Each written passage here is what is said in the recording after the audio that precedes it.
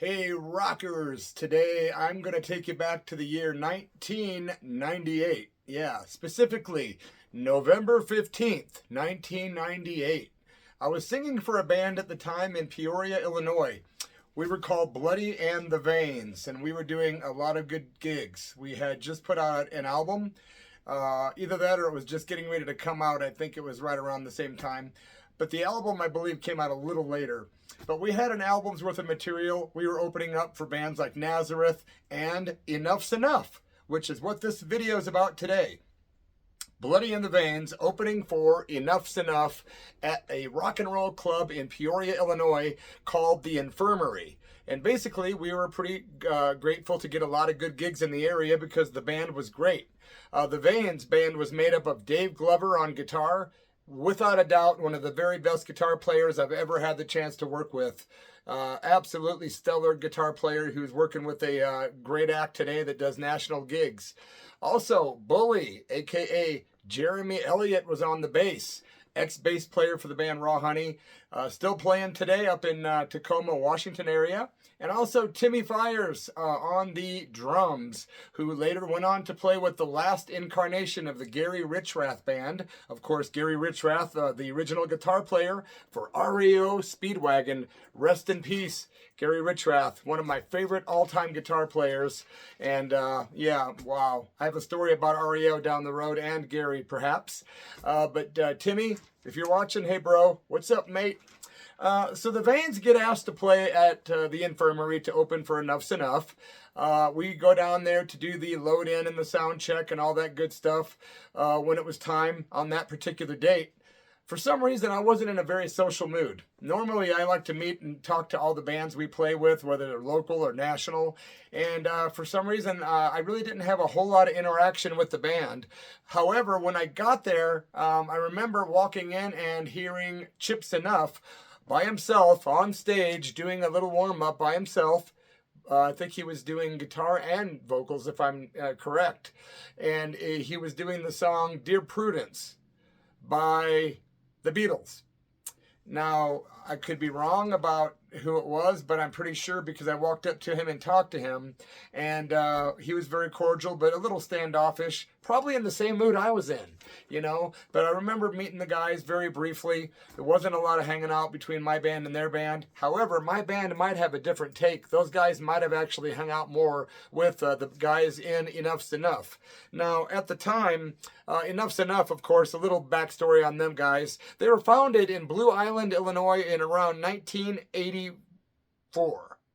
by two friends, bassist Chip Enoff and vocalist Donnie Vee.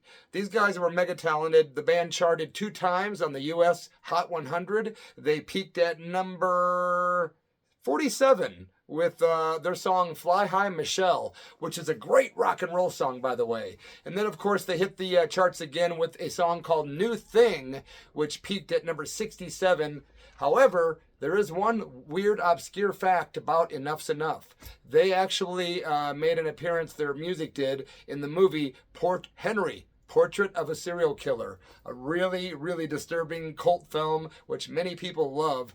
But yeah, they have the distinct pleasure of having had their music in that film. And a lot of people don't know that. Now, at the time, in the 80s, 90s, Enuff's Enough were regulars on shows like The Howard Stern Show, MTV, The Late Show with David Letterman. And they were parodied often on Beavis and Butthead, if you guys remember that. They used to pick on a lot of people, Beavis and Butthead. That was crazy, man. But when we got to meet the band, it was, like I say, kind of a standoffish situation. And when we played that night, the crowd didn't know what to expect because we were a little heavy. We were like hard rock with some punk rock thrown in. And it was a very professional band. And we took it very professionally and played a lot of states. And it's probably, arguably, one of the best albums I did in 40 years out of 10 albums is the Bloody and the Vaynes album on Black and Blue Records, which can be found on my other YouTube channel, The Church of Rock, all one word, the entire album, Bloody and the Vaynes, Vaynes. Now that night when we played, I don't remember the entire set list, but part of that show is on the channel I just told you about. So I do know we opened with Detroit, I'm in Town, one of the cooler songs from Bloody in the Veins, and an autobiographical song about our crazy adventure in Detroit. I played there quite a few times. Also, Drowning was next. Arguably one of my most intense songs lyrically. Then we did No Fun by Iggy and the Stooges, and this is where it gets fun. The crowd was not expecting us. They were warming up. At first, when we were introduced, it was silent. And then we did the first song, it was like, yeah. And then the second song, it was like, double yeah. Third song was our Iggy cover, and unbeknownst to the crowd, we had a guy come out on the stage at the beginning of the show when we were rocking into the song called No Fun, and he was dressed in a suit and tie with a Bill Clinton mask on. Remember, this is 1998? Yes. And he's got a literal sex object sticking out of the fly of his pants, if you know what I'm talking about.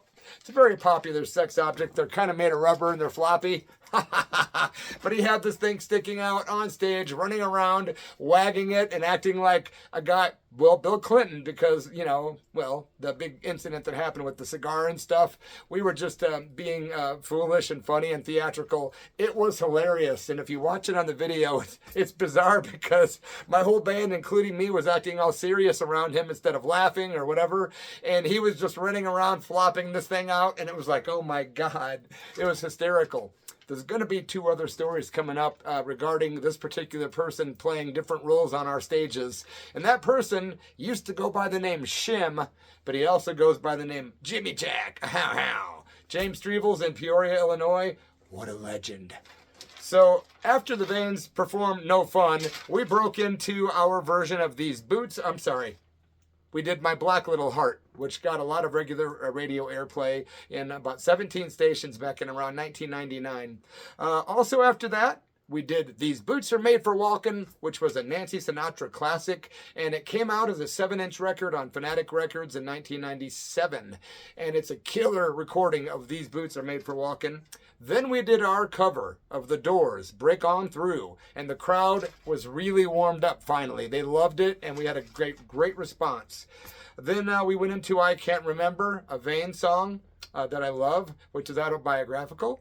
And we also, at the end of our show, we did our song Empty, which was done originally by Bloody Mess and the Scabs, and re-recorded the first time, for the second time, I should say, then, on the Vaynes album, 1999.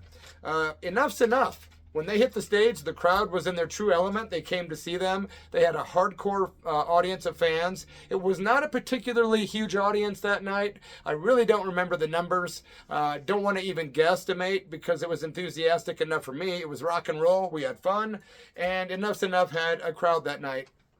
And those guys, I do not have the exact set list they did, but I do know they were doing stuff like Kiss the Clown and Freak, Loser of the World, Time to Let You Go, You've Got to Hide Your Love Away by the Beatles.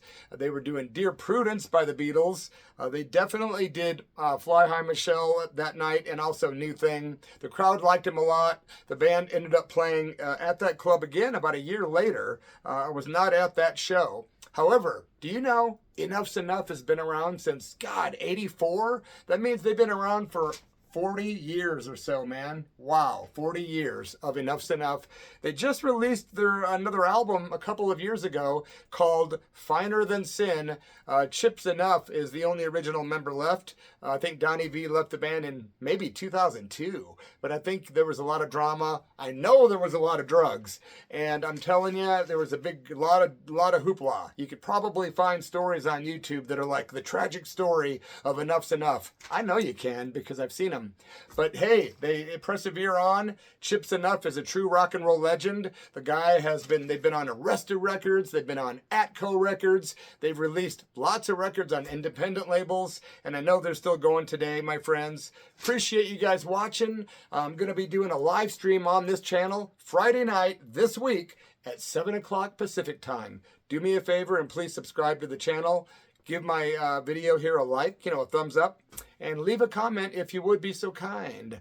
Stay real, stay free, and let me check my notes. I think we're groovy, and that wraps up my story from November 15th, 1998, about opening for Enuff's Enough. It was a good time, a great show. It wasn't one of the most memorable shows in my career, but I thought, why not tell a little tale about Enuff's Enough? It's the only one I have about them. But I've got more tomorrow. I'll be back in less than 24 hours. Thank you for being here, and keep rocking.